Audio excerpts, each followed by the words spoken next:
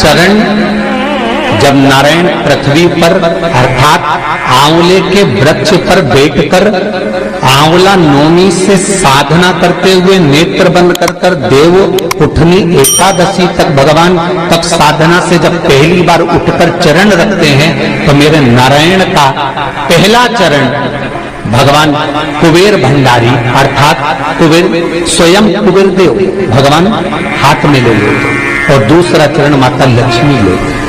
देखिए भगवान नारायण के एक चरण को हाथ में ले रहे हैं, दूसरे चरण को लक्ष्मी ले रहे हैं।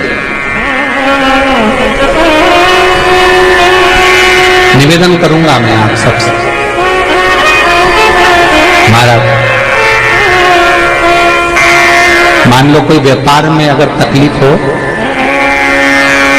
कमाई अच्छी नहीं हो रही हो, व्यापार नहीं चल रहा हो, तो निवेदन करूंगा कि किसी के चक्कर में मत पड़ना, कहीं जाकर पूछना मत ही, केवल देव उठनी एकादशी के दिन जो अभी आने वाली है कार्तिक के महीने में देव उठनी एकादशी, इस दिन एक सिक्का जब रात्रि को आप तुलसी जी की पूजन करें, ठाकुर जी की पूजन करें, एक सिक्का उसको नीचे रखकर उसको भगवान को विराजमान कर तुलसी माता या शालिग्राम जी को विराजमान कर फिर पूजन करना। सुबह ब्रह्म मुहूर्त में 4 बजे जब आप देवता को उठाएं, वहां पर जब लीपन करें और उठाने जाएं उस गन्ने की झोपड़ी के अंदर, तो वो सिक्के को अपने पल्लू में हल्दी की कटोरी में भरकर दुकान में व्यापार में व्यवसाय में रख दें।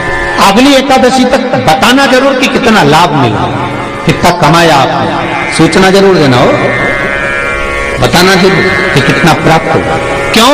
क्योंकि नारायण जब देव उठनी एकादशी पर उठते हैं, जब मेरे भगवान विष्णु अपना चरण नीचे रखते हैं, तो एक कुबेर और दूसरी स्वयं लक्ष्मी भगवान के चरण को अपने हाथों में झेल लेती है। तो जिस स्थान पर आप देवता को उठा रहे हो, जिस स्थान पर आप भगवान की आराधना कर रहे हो, जिस स्थान पर आप भगवान को जगाने का प्रयास कर रहे हो, वहां आप अगर लक्ष्मी को विराजमान कर देंगे तो नारायण का चरण और लक्ष्मी दोनों दो वस्त्र की महत्वता होती है। ध्यान लगाना जरा, जितनी भी माताएं बैठी हैं, चाहे वो सासू माँ हो चाहे बहू हो, बेटियां भी कभी न कभी बहू बनेंगी और आप भी कभी न कभी सास बनेंगे। स्मरण कार्तिक महीने में 2 वस्त्र का विधान है, एक पीले कलर का वस्त्र और एक लाल कलर का वस्त्र। एक पीला वस्त्र है, एक लाल वस्त्र।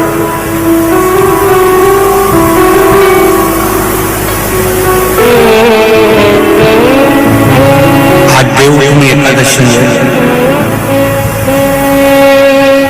ऐसी कोई माता नहीं होगी जो अपने घर में तुलसी जी का पूजन नहीं करे।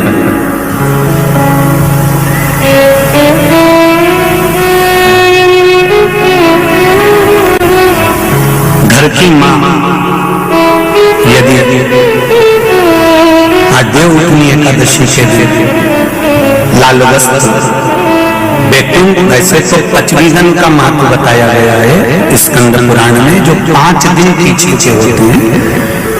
आंवला नवमी से जो क्रम पचवीगन का चालू होता है पूर्णिमा तक बैकुंठ चतुर्दशी के क्रम तक, उसका जो महत्व, इन 5 दिनों की महत्वता वैसे स्कंद पुराण में कही गई है। पर आप समझें उसको, लाल वस्त्र अगर कार्तिक महीने में तुलसा महारानी पर उड़ाया जाता है और वही वस्त्र बाद में रख लिया जाता है संभाल कर, तो उस घर में किसी कर्म गति के कारण भी अगर अपशब्द निकल रहे होते हैं तो वो अपशब्द वो वस्त्र रोक लेता है, वो वस्त्र रोकता है। कौन सा वस्त्र?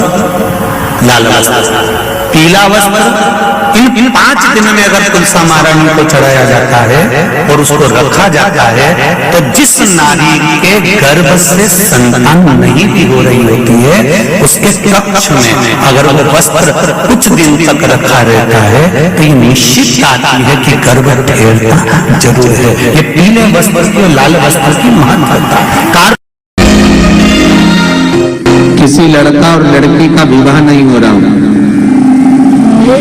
30 साल हो गए, 32 साल हो गए, 34 साल हो गए, लड़का लड़की का विवाह ही नहीं हो रहा। बहुत टेंशन है माता पिता। कोई मंगली है, कोई मांगलिक है, ढीले कम करो, ध्यान रखो। कोई मांगलिक है, कोई मंगल है, संबंध हो ही नहीं रहा, बहुत प्रयास कर रहे हैं। तो अब की बार कार्तिक महात्म को सुने हुआ एक प्रयास छोटा सा कर देखो, ठीक है?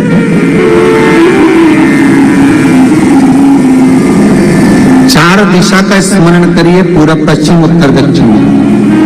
हथेली पर आटे का दीप लगाइए, घी भर लीजिए और 4 बत्ती उसमें अलग अलग रख लीजिए। थोड़ा सा पीला चावल हल्दी में कर उसमें डाल लीजिए। जो लड़का लड़की का विवाह करना उसी के हाथ में देना है। और देव उठनी एकादशी के दिन, जिस दिन देवता उठेंगे, जिस जगह पर तुलसी सालिग्राम का आप पूजन करते हो, गन्ने के नीचे, ईख के नीचे तुलसी का क्यारा रखकर पूजन करते हो, वहां पर भगवान शिव और भगवान नारायण का नाम लेकर उस दिए को रगवा दीजिए और वहीं पर हल्दी का तिलक उस लड़का या लड़की का कर दीजिए और उसके हाथ में थोड़ी सी हल्दी लगा दीजिए। महाराज 2.5 महीने 3 महीने तो बहुत हो गए, उस बच्चा और बच्ची का विवाह पक्का हो जाएगा। आज भी कहते बेर